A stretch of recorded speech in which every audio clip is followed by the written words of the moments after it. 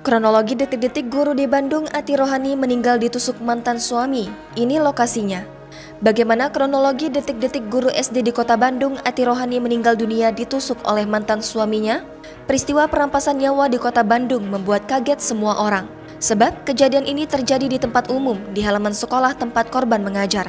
Lokasi kejadian perampasan nyawa guru Ati Rohani itu di SD 32 Tilil Sadang Serang, kota Bandung.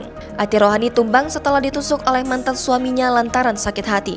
Pelaku datang ke sekolah lalu merangkul korban dan menusuk perutnya. Ati Rohani pun tumbang lalu dilarikan ke rumah sakit, namun nyawanya tak tertolong.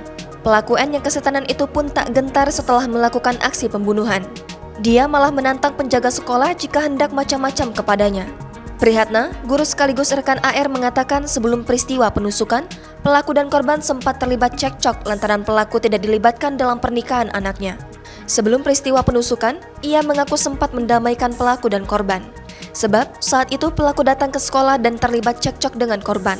Sebelumnya, guru sekolah dasar SD Negeri 32 Tilil berinisial AR ditusuk oleh mantan suaminya sendiri berinisial N, tepat di dalam sekolah Senin 7 Februari 2022 pagi. Peristiwa penusukan dilakukan saat korban hendak masuk ke sekolah. Ati Rohani, guru SD di Bandung yang menjadi korban pembunuhan mantan suaminya. Saat itu, kata dia, korban sedang berjalan menuju ruang kelas. Tiba-tiba pelaku langsung merangkul korban dan mengeluarkan pisau lalu menusukkan ke bagian perut korban. Menurut dia, setelah melakukan aksinya pelaku tidak melarikan diri, malah mengancam penjaga sekolah namun menyatakan akan menyerahkan diri ke polisi. Saat ini korban sudah dibawa ke rumah sakit Sartika Asih, sedangkan pelaku diamankan Polsek Coblong.